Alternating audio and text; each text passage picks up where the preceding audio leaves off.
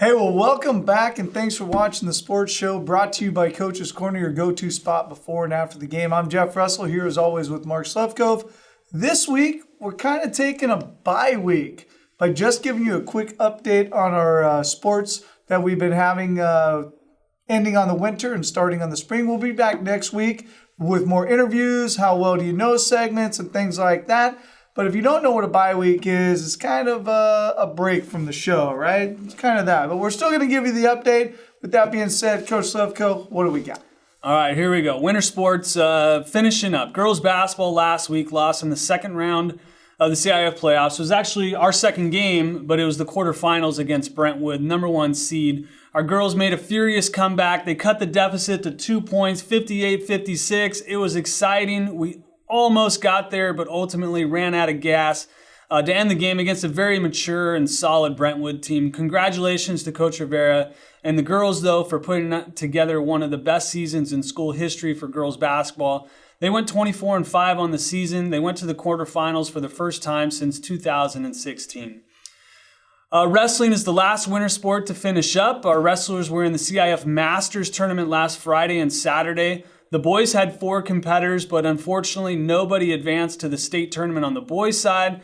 And on the girls' side, we had 4 compete as well. And Vita Beckel, congratulations. She lost in the finals to finish second, but she still qualifies for the state tournament this week in Bakersfield. So best of luck to Coach Norris up there in Bakersfield, Coach Lundberg, and to Vita, of course. And then our cheer and song teams, both competitive cheer and song, are competing in the USA Nationals this week at the Anaheim Convention Center. This is a huge competition for both teams. The teams are excited. They got a preliminary round the first day and the finals round the next day. The teams have been preparing all year for this. They'll prepare all day as well before their competition. And then on the spring sports, baseball finished up the PBR tournament with a 2-2 record after beating Loyola 8-0 on Tuesday afternoon. And now they're off to Arizona to compete in a tri-state tournament Thursday, Friday, and Saturday versus some of the best teams in Arizona and Texas. Our softball team finished up the Cypress tournament going 3-1. They lost in the semifinals to Milliken in the international tiebreak 5-4. But they bounced back later in the afternoon on Saturday, defeating Kennedy in the third place game. The girls then went on to beat Sunny Hills on Tuesday in a non-league game 12-2 at Cypress.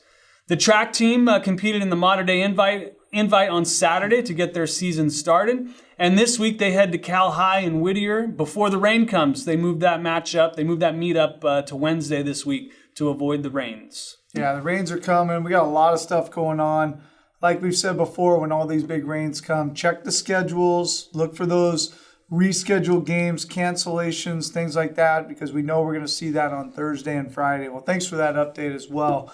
Many of you know Cypress celebrating 50 years of existence. Kind of crazy, right? 50 years we've been doing this.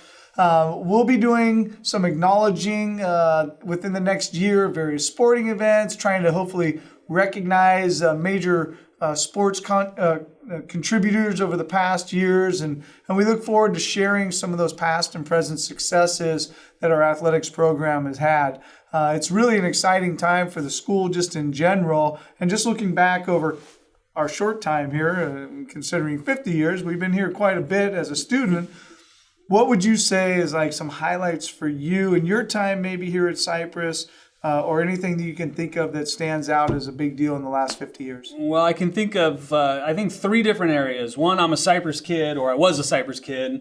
So I remember playing in the gym as a kid. I remember practicing soccer on the fields out there, baseball, all before high school started. And then high school comes, of course, and athletics was a big part of my life, my 4 years here. I enjoyed competing. I enjoyed going to all the games. And then as a staff member and coach, there's a lot of memories and a lot of athletes that come to mind, being some of the best that we've coached or got to interact with, whether it's someone like Quentin Pounds or someone like Matt Morrell right now, or someone I went to school with, Julie Adams, who was a phenomenal athlete. She was so much fun to watch play softball, basketball, volleyball. She was the best. Yeah, I mean, going back to my time, Troy O'Leary, Blaze Bryant, those names stand out. I think the biggest thing for me is looking back over those years and just hearing the stories. and discussing who's the greatest basketball player. And you'll hear a name that's like Dave Belshie, right? You'll hear a name like Dave Belshie, and then there'll be arguments against it with a Jimmy Jackson or a Matt Reed, and then you go to baseball and you look at where the field has come. When I was here, there were no fences around it. We put up a temporary fence for the outfield fence that we had to put up every year. Now we have this unbelievable facility, one of the top ones in Orange County, and hopefully we're going to have that top facility for a practice field and games for a new football field and track coming soon. I look back at those things, and then I think of the championships that we've had from the first CIF championships when I was around to now, and what our teams are doing, and the number of kids that we have participating. I mean, when I went to school here, as a Cypress kid as well and a student, we had maybe 1,200 students here. Now we have almost 3,000. And to see the number of athletes that we have participating in sports is just unbelievable in the last 50 years. So we really look forward to seeing that, to celebrating those times, getting able and hopefully being able to talk to some of those former athletes, having them on the program, and really hearing about their time here and what they've done, and maybe even those that have given back. So